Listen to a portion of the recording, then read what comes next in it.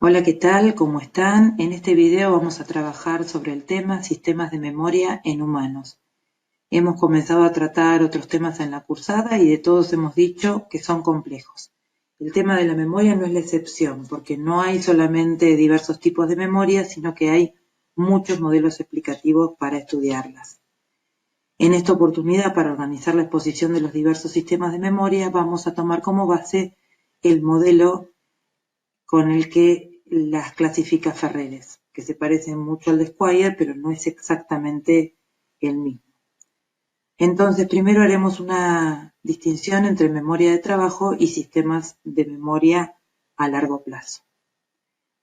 Para hablar de memoria de trabajo nos referiremos al modelo de Baddeley. En este momento nos vamos a introducir al estudio del sustrato neurofisiológico de los procesos implicados en la primera versión del modelo de 1974. Desde esa fecha hasta el presente el modelo se ha ido complejizando y enriqueciendo. Lo retomarán más adelante en esta cursada cuando estudien funciones ejecutivas y el año que viene cuando cursen psicología cognitiva. Respecto a la memoria de trabajo, Baddeley y Hitch la describen no solo como un mecanismo de almacenamiento, sino también como un conjunto de procesos que manipula la información necesaria para los procesos cognitivos de alta complejidad, como comprensión del lenguaje, razonamiento y solución de problemas.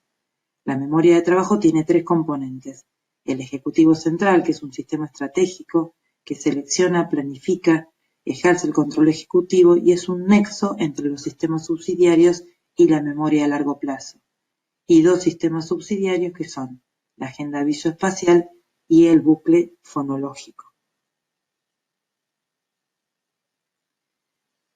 Dentro de las memorias a largo plazo, los sistemas de memoria a largo plazo, vamos a distinguir a las declarativas explícitas y conscientes de las no declarativas implícitas o no conscientes.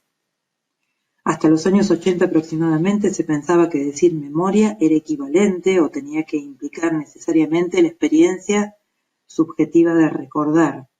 No se había descubierto todavía que había muchos tipos de memoria que eran no conscientes. Sin embargo, a raíz del estudio de casos como el de H.M., se puso de manifiesto que puede haber muchos tipos de retención sin el recuerdo consciente del evento que dejó esa huella en la memoria, o esa asociación, ese patrón o ese sesgo de respuesta. Dentro de las memorias declarativas, explícitas y conscientes, que se evalúan con pruebas directas de memoria como pruebas de recuerdo y reconocimiento, encontramos a la memoria semántica y a la memoria episódica. La memoria semántica es el conocimiento de los objetos y los hechos del mundo en sentido amplio, conocimientos generales, específicos, concretos, abstractos, obtenidos de modo espontáneo y por transmisión cultural. Los conocimientos semánticos no contienen datos sobre el tiempo y el lugar particular en el que fueron adquiridos. La memoria episódica permite al individuo codificar, almacenar y recuperar acontecimientos específicos experimentados personalmente, como por ejemplo la fiesta de alguno de nuestros cumpleaños, qué materias cursamos el cuatrimestre pasado, la experiencia de haber cursado neuro en el año de la pandemia, etc. Las huellas de la memoria episódica son representaciones multimodales y multidominio, compuestas por representaciones cognitivas elaboradas sobre la base de información sensorial de las diversas modalidades y perteneciente a diversos dominios. El lóbulo temporal diencéfalo-medial, abreviado por Ferreres LTM, lóbulo temporal medial, que nosotros hemos estudiado como el circuito de Papez, es un conjunto de estructuras críticas para la adquisición y el almacenamiento de nuevas memorias declarativas, explícitas y conscientes. La lesión en el lóbulo temporal medial va a afectar a la adquisición y almacenamiento de nuevas memorias de este tipo, pero no al almacén mismo ni a la recuperación de memorias que han sido adquiridas previamente. Respecto de la memoria semántica, las lesiones en la corteza lateral del lóbulo temporal izquierdo van a producir pérdida de la información semántica previamente adquirida, que incluso puede estar restringida a categorías específicas, por ejemplo, seres vivos, pero no objetos inanimados. Cuando en su momento estudiemos demencia frontotemporal, vamos a ver que cuando estamos afectados al lóbulo temporal, decimos que la demencia presenta un predominio temporal y se va a manifestar con una demencia semántica, que es una pérdida de memoria semántica causada justamente por la degeneración progresiva de la neocorteza de la región lateral del lóbulo temporal. Respecto a la memoria episódica, las huellas de la memoria episódica siempre están incluidas en una matriz de tiempo subjetivo, y eso nosotros ya lo habíamos visto como cronestesia. Las memorias episódicas, repasamos, se distinguen por la conciencia autonoética. El sujeto percibe conscientemente que el recuerdo corresponde a una experiencia del propio pasado temporal. Recordemos también que hemos estudiado este tipo de memoria en relación al aprendizaje de relaciones. Respecto a las memorias no declarativas, implícitas o no conscientes, se dividen, de acuerdo a Ferreres, en dos grandes grupos: sistema de representación perceptual y procedimental o procedural. Estos dos grupos tienen en común que todos operan fuera de la conciencia, que todos son independientes de las estructuras del lóbulo temporal medial y del circuito de Papez, que todos se adquieren gradualmente por ensayo y por error, y que todos tienen recuperación implícita, no consciente. Vamos a verlos uno por uno. Schachter ha propuesto el SRP, o Sistema de Representación Perceptual, como un mecanismo cognitivo cuyas funciones son codificar, retener y recuperar forma y estructura de los estímulos en diferentes dominios y modalidades. La información que maneja el SRP no son representaciones abstractas, sino que están distribuidas en huellas múltiples, altamente específicas y nuevas, de palabras y objetos concretos. La codificación y recuperación de las huellas de SRP es implícita, es no consciente. Explica el priming, efecto de facilitación, y también lo que nosotros hemos estudiado como aprendizaje perceptivo. Su sustrato neurofisiológico es la actividad de las áreas corticales secundarias de la parte posterior del cerebro que rodean a las áreas de proyección sensorial primaria, las mismas que nosotros vimos en el segundo nivel no psicopráctico del modelo de Tamarofi-Allegri como sustrato de las nocias. Respecto al aprendizaje no asociativo, este tipo de aprendizaje se llama así porque no supone la asociación entre estímulo y respuesta, sino que se produce en el mismo circuito sensoriomotor. Habituación y sensibilización han sido dos formas de aprendizaje no asociativo que Eric Kandel y su grupo han estudiado en Aplicia, un molusco marino. En el aprendizaje no asociativo, el animal aprende a partir de su experiencia con el estímulo. La habituación es la forma más simple. El animal aprende a disminuir o suprimir una respuesta refleja a un estímulo cuando éste es inocuo y se presenta repetidamente. Por ejemplo, cuando a la Aplicia se le toca la branquia con un pincel, la retrae.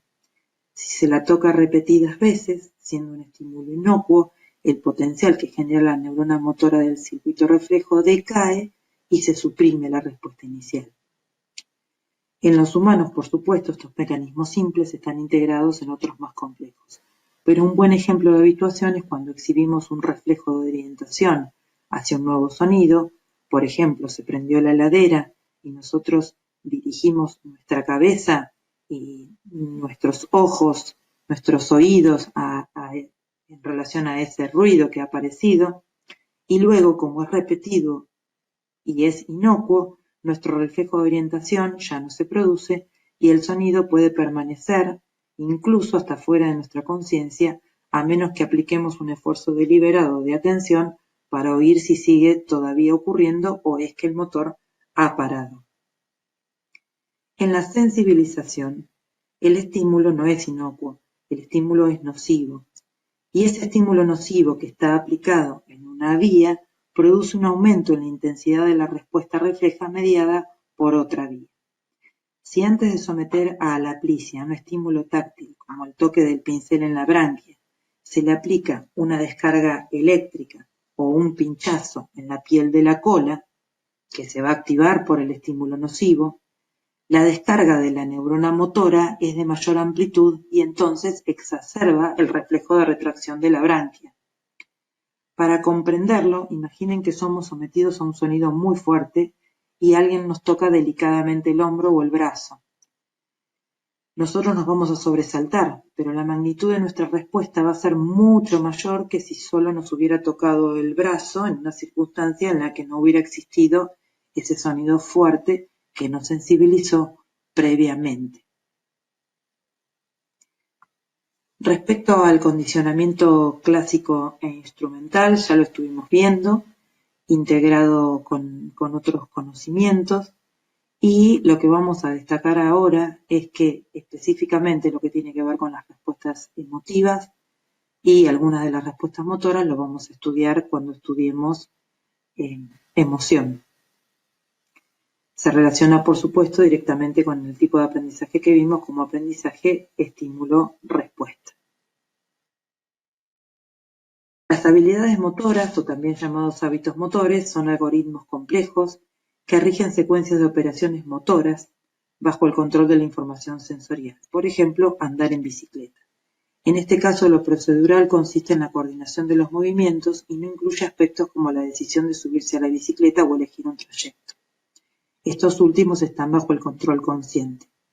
A los hábitos motores pueden relacionarlos directamente con el aprendizaje motor y con las praxias. Refieren a lo mismo. Estas memorias están dentro de las no declarativas porque el contenido de estas memorias es inaccesible a la descripción consciente y no puede expresarse mediante oraciones declarativas, que serían pasibles de valores de verdad como verdadero o falso, sino que se expresan mediante una respuesta conductual concreta. Por ejemplo, ¿puedo encestar o no puedo? ¿Puedo mantener el equilibrio en la bici o no puedo? Los sujetos no pueden describir verbalmente en qué consiste esa habilidad, como tocar el piano, picar la pelota en el suelo o atarse los cordones. La codificación, almacenamiento y recuperación de las habilidades motoras no depende del hipocampo ni de las estructuras del lóbulo temporal medial, así como, por supuesto, las procedimentales o procedurales de las cuales son un subgrupo. También son independientes del circuito de Papez. Una disociación muy interesante que se da entre los pacientes con demencia tipo Alzheimer y la enfermedad de Huntington es que mientras en el Alzheimer una de las primeras alteraciones es la afectación de la memoria episódica, la memoria procedimental se conserva, mientras que en la enfermedad de Huntington ocurre exactamente lo contrario.